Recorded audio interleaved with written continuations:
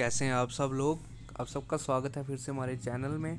तो आज हम आपके लिए एक और एमसीक्यू की वीडियो लेके आए हैं। जैसा कि मैंने आप सब बच्चों को कल बोला था कि अब से हम रेगुलर बेसिस पे आपके लिए बॉर्डर बटालियन के एग्ज़ाम के लिए एमसीक्यूज़ की वीडियोस लाएंगे, जिसमें आप अपना सिलेबस के अकॉर्डिंगली एमसीक्यूज़ जो हैं वो देख सकते हैं और अपनी प्रिपरेशन को चेक कर सकते हैं। ठीक है, तो लास्ट जिस बच्चे ने लास्ट वीडियो नहीं देखी है तो वो आप लास्ट वीडियो भी देख लीजिए। कल से हमारी वीडियो स्टार्ट हो गई हैं और जब तक आपका एग्ज़ाम होता तब तक आपको रोज़ वीडियोस मिल जाएंगी। तो आज का जो हमारा टॉपिक रहने वाला है वो हमारा रहेगा हिस्ट्री ऑफ इंडिया। आपको पता ही है हिस्ट्री भी उसमें से एक टॉपिक है और हिस्ट्री में से वो कहीं से भी क्वेश्चन पूछ सकते हैं। फ्रीडम स्ट्रगल का भी आ सकता है, इंडिपेंडेंस का भी आ सकता है, मतलब कोई भी क्वेश्चन कहीं से भी आ सकता है हिस्ट्री में से। तो उसी चीज़ को ध्यान में रखते हुए आज हम जो है वो हिस्ट्री ऑफ इंडिया के ऊपर क्वेश्चंस देखेंगे। देखते हैं हम कितने क्वेश्चंस आज कवर कर सकते हैं। और आज का जो सेशन है बहुत ही इंपॉर्टेंट रहने वाला है और बहुत ही बच्चों के लिए इंपॉर्टेंट है, क्योंकि इसमें हम वही क्वेश्चंस डिस्कस करेंगे जो मोस्ट इंपॉर्टेंट क्वेश्चन है। ठीक है, तो वीडियो को लास्ट तक ज़रूर देखना। और जो पहली बार विजिट कर रहे हैं चैनल पे, तो चैनल को ज़्यादा से ज़्यादा सब्सक्राइब कीजिए, वीडियो को लाइक भी कीजिए और वीडियो को शेयर भी कीजिए। और लाइक किया करो, आप वीडियो देखते हैं प्लीज़ चैनल को सब्सक्राइब किया करो, लाइक भी किया करो। ओके, स्टार्ट करते हैं आज का क्वेश्चन। क्वेश्चन नंबर फर्स्ट कह रहा है हु लेड द महत सत्याग्रह। तो जो महत सत्याग्रह था वो किसने लेड किया था। देखिए, अब मैंने कल भी जो वीडियो डाली थी उसमें भी मैंने एक चीज़ बोली थी कि मैं ज़्यादा वीडियो को लंबा करने की कोशिश नहीं करूँगा, जितने छोटी हो सकती है उतना हम छोटी करके वीडियो को डालेंगे ताकि बच्चों का टाइम जो है वो ज़्यादा वेस्ट ना हो। तो देखिए, आपको पता ही है जो महत सत्याग्रह था उसको किसने लेड किया था। वो किया था हमारा किसने, doctor B are Ambedkar ji.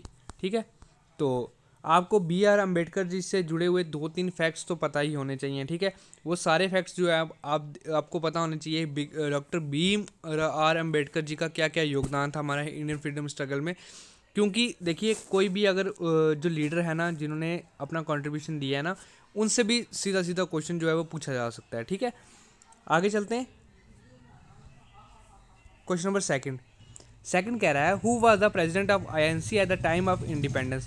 तो जब प्रेसिडेंट कौन थे आईएनसी के, जब क्या हुआ था, इंडिपेंडेंस हुई थी। इंडिपेंडेंस के टाइम पे हमारे इंडियन नेशनल कांग्रेस के जो थे प्रेसिडेंट कौन थे। ठीक है, तो वो थे JB कृपलानी जी। और आपको पता ही है कांग्रेस का गठन कब हुआ था, 1885 में। तो किसने किया था ये मुझे आप कमेंट सेक्शन में बताइएगा। तो सेकंड क्वेश्चन का जो आंसर है वो है JB कृपलानी। ठीक है, कौन प्रेसिडेंट थे, president at of INC at the time of independence. Okay, move to the next question. Question number third कह रहा है yes, which among the following was the first state in India in the pre independence time when the compulsory primary education was launched for the first time. ठीक है, तो इनमें से जो कौन सी स्टेट थी, जो पहली स्टेट थी प्री इंडिपेंडेंस के टाइम पे, जब जो प्राइमरी एजुकेशन थी वो क्या बोलते हैं कंपलसरी कर दी थी, सॉरी, प्राइमरी एजुकेशन जो थी वो फर्स्ट टाइम लॉन्च की गई थी कि भाई अब जो प्राइमरी एजुकेशन है बहुत ही इंपॉर्टेंट पार्ट है। तो एट दैट टाइम जो कौन सी फर्स्ट स्टेट थी इंडिया की जो प्रेजेंट थी उस वक्त, जो प्रेजेंट थी। तो ऑप्शन ए कह रहा है बड़ौदा, अरकोट, कुर्ग या हैदराबाद। तो ये जो है इम्पॉर्टेंट क्वेश्चन है, मैंने शायद किसी SSC के एग्ज़ाम में शायद कहीं देखा था, वहाँ से मैंने ये देखा था, तो वही क्वेश्चन मैंने डाला है। तो ये जो इसका जो राइट आंसर है वो है बड़ौदा। तो ये एज इट इज़ क्वेश्चन जो है वो कितनी बार पूछा जा चुका है और मोस्ट इंपॉर्टेंट क्वेश्चन है, इस चीज़ को ध्यान में रखिएगा।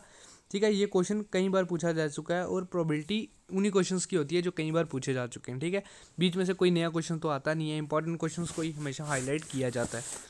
Okay, next question number four कह रहा है which among the following was the only session of Indian National Congress that was presided by Mahatma Gandhi. आपको पता ही है महात्मा गांधी जी ने सिर्फ और सिर्फ एक सेशन जो था वो अटेंड किया था। ठीक है,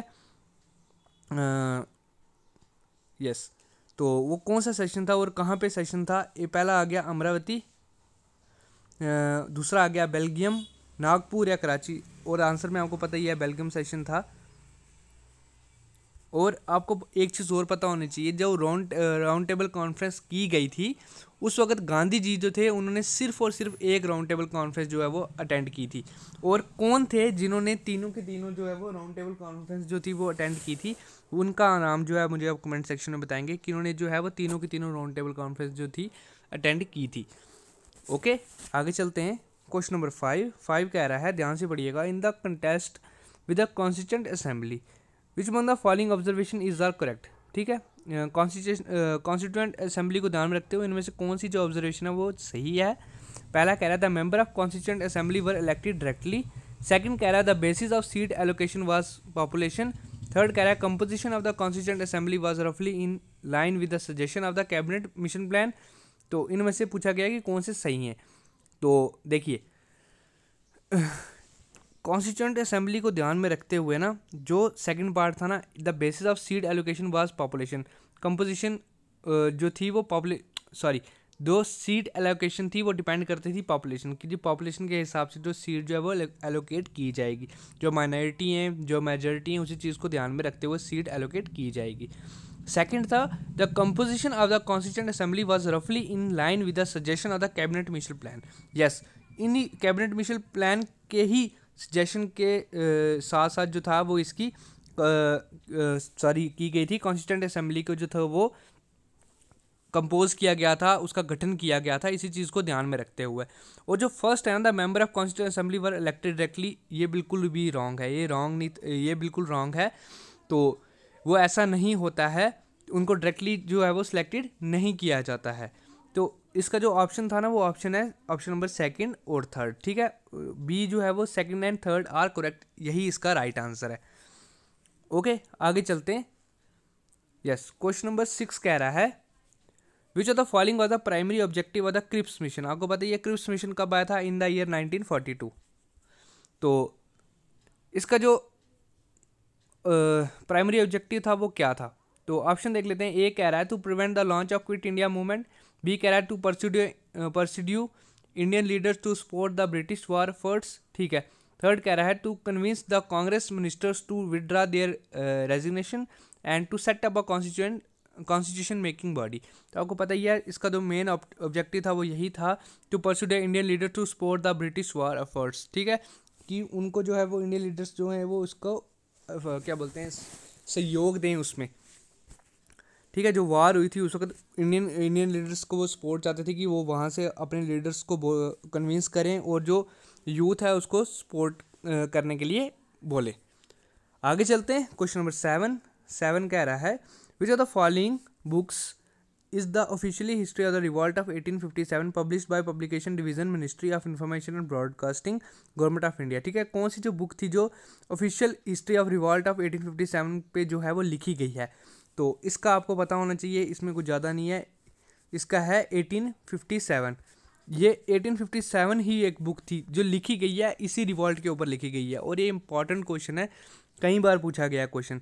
इसमें 3-4 ऑप्शन आ जाते हैं कि कौन सी ऐसी बुक है जो 1857 के रिवॉल्ट के ऊपर पब्लिश की गई थी, जिसमें सारी चीज़ जो है वो पूरी अच्छी तरीके से डिस्क्राइब की गई हैं कि क्या क्या हुआ था। तो ये बुक का नाम भी यही था, 1857 उस बुक का नाम है। ओके, आगे चलते हैं।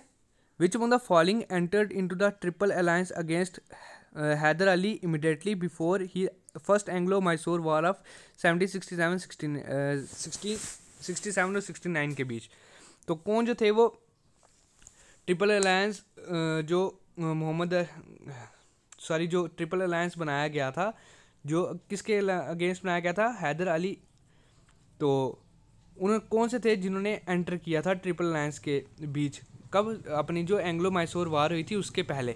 तो वो कौन से थे, वो पहले तीनों थे, दो इंग्लिश थे, निज़ाम ऑफ हैदराबाद थे और मराठा थे। तीनों ने जो था वो इसमें एंटर कर दिया था। ठीक है, और राजा ऑफ त्रावणकोर ये नहीं एंटर हुए थे, और ये तीनों जो थे वो जो ट्रिपल अलायंस था उसको इन्होंने ज्वाइन कर लिया था, जो फर्स्ट एंग्लो मैसूर वार होने से पहले ही। ओके, आगे चलते हैं। Question number 9, who among the following is said to have a hatch the Delhi conspiracy 1912। तो किन्हें जो कहा जाता है is said to have a hatch the Delhi conspiracy 19, किनको कहा जाता है, वो कहा जाता है रास बिहारी बोस जी को कहा जाता है। ठीक है, दिल्ली कॉन्फ्रेंस से बहुत इनका नाम जुड़ा हुआ है अब जिन बच्चों ने हिस्ट्री पढ़ी है उन्हें सारी डिटेल्स इसके बारे में पता होंगी। ओके, आगे चलते हैं next question. In which year Purna Swaraj resolution was adopted by the Indian national Congress. तो कौन से ईयर में जो है पूर्ण स्वराज जो था वो रेजोल्यूशन जो था वो अडॉप्ट किया गया था, वो किया गया था इन द ईयर 1930। ठीक है, तो ये थे आज के 10 क्वेश्चन। होप सेशन अच्छा रहा होगा। मैंने बहुत जल्दी बोलने की कोशिश की है, अगर तेज़ बोला है वीडियो को पॉज करके देखिए और चैनल को सब्सक्राइब कीजिए, वीडियो को लाइक भी कीजिए और कोई भी क्वेरी है तो मुझे कमेंट सेक्शन में पूछ सकते हैं। Thank you friends, thank you so much.